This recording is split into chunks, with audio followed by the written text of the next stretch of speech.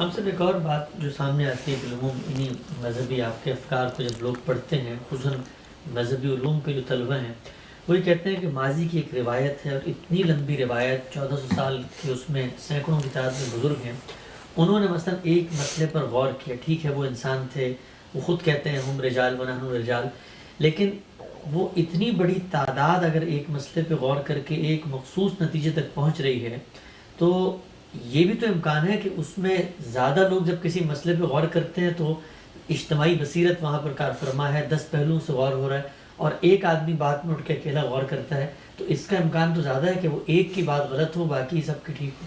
تو جو لوگ غور کر رہے تھے ان میں سے اگر کوئی ان سے ہٹ کے غور کرے تو اسے تو آپ حق ہی نہیں دے رہے غور کرنے کا. اس وقت بھی نہیں دے رہے مطلب. یہی کر رہے ہیں نا.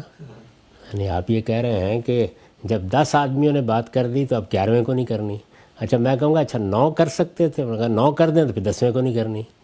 8 کر سکتے تھے تو 9ویں کو نہیں کرنی. تو کہیں روکیں گے اس بات کو؟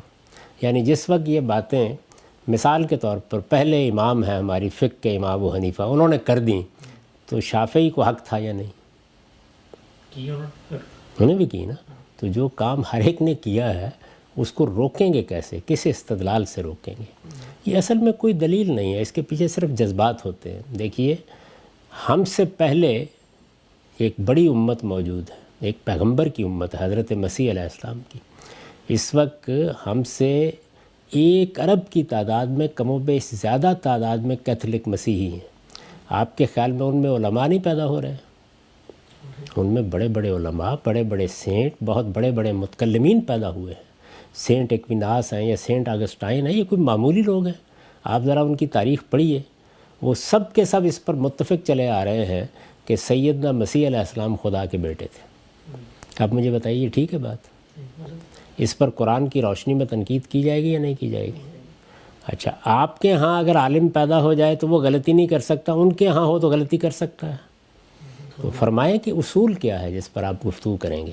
یعنی میں اگر مثال کے طور پر دین کی دعوت لے کے مسیحیوں کے پاس جاؤں اور ان سے کہوں کہ اللہ تعالیٰ کی طرف سے یہ بات بتائی گئی ہے، قرآن مجید میں ہے کہ تم لوگوں کا یہ عقیدہ ٹھیک نہیں کہ حضرت مسیح کو صلیب پر موت آئی تھی، یہ بھی ٹھیک نہیں ہے کہ وہ خدا کے بیٹے تھے، یہ بھی درست نہیں ہے کہ وہ خدا کا جسدی ظہور تھے، یہ بھی درست نہیں ہے کہ انہوں نے شریعت کو منسوخ کر دیا تھا، یہ بھی درست نہیں ہے کہ وہ کفارے کے طور پر صلیب پر چڑھائے گئے. یہی بنیادی عقائد ہیں. ان کے بارے میں بات کروں اور مجھے جواب میں یہ کہیں کہ اتنی بڑی علماء کی تعداد، سینٹس کی تعداد، سینٹ پال جیسی شخصیت سے لے کر ہم سب اسی طریقے سے اس بات کو سمجھتے آ رہے ہیں، آپ کی بات کیسے صحیح ہو سکتی ہے؟ تو میری بات وہاں صحیح ہو سکتی ہے، آپ امکان مانتے ہیں؟ یعنی یہ بات کہ ٹھیک، یعنی یہ بتائیے نا مجھے. تو اس لیے یہ کیا دلیل ہے؟ پہلے تو یہ واضح کیجئے کہ یہ کوئی دلیل ہے؟ ہمارے پاس اللہ کی کتاب موجود ہے.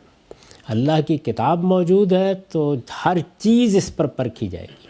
اور یہ بات کتاب اللہ کے بارے میں میں نہیں کہہ رہا، یہ بات کتاب اللہ کے بارے میں خود کتاب اللہ نے کہہ دی ہے.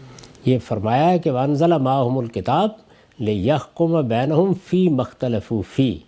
یعنی کسوٹی، معیار وہ اللہ کی کتاب رہے گی، تمام اختلافات کا فیصلہ یہ کرے گی. تو فیصلے کی حیثیت تو کتاب کو حاصل ہے، نہ عالم کو حاصل ہے، نہ کسی دور کو حاصل ہے، نہ کسی جمہور کو حاصل ہے، نہ کسی اجماع کو حاصل ہے. تو اللہ کی کتاب کی روشنی میں آپ کو پورا حق ہے کہ آپ میری غلطی کو واضح کر دیں، لیکن یہ استدلال نہ پیش کریں. اس استدلال کے نتیجے میں تو پھر جو کسی قوم کے اندر اہل علم موجود ہیں، اب ہندوؤں کو آپ دیکھیں، ان میں ایسے ایسے رشی، ایسے ایسے یوگی، ایسے ایسے عالم موجود ہیں، ایسے ایسے سنیاسی موجود ہیں. آپ دیکھیے ذرا اس وقت بھی، یعنی وہ ان کے کتابوں کے عالم ہیں، ان کی ایک پوری ٹریڈیشن ہے. تو میں تو ان کو پھر دعوت دینے کی پوزیشن میں نہیں رہتا، کیونکہ استدلال یہ قائم ہو گیا کہ کسی قوم کے اندر جو علماء کی ایک روایت ہوتی ہے وہ غلطی نہیں کر سکتی. تو کوئی عقیدہ ہے تو اللہ کی کتاب بتائے گی، کوئی عمل ہے تو وہ اللہ کی کتاب بتائے گی، رسول اللہ صلی اللہ علیہ وسلم کی سنت بتائے گی. دین میں کوئی چیز اس سے ہٹ کے نہیں قبول کی جا سکتی، اور نہ کسی گروہ کو دین کے معاملے میں یا علم کے معاملے میں یہ پوزیشن دی جا سکتی ہے کہ وہ غلطی نہیں کر سکتا. قیامت تک میری رائے پر بھی دوسرے کسی صاحب علم کی رائے پر بھی ہر شخص کو حق حاصل ہے کہ وہ نظر ثانی کرے.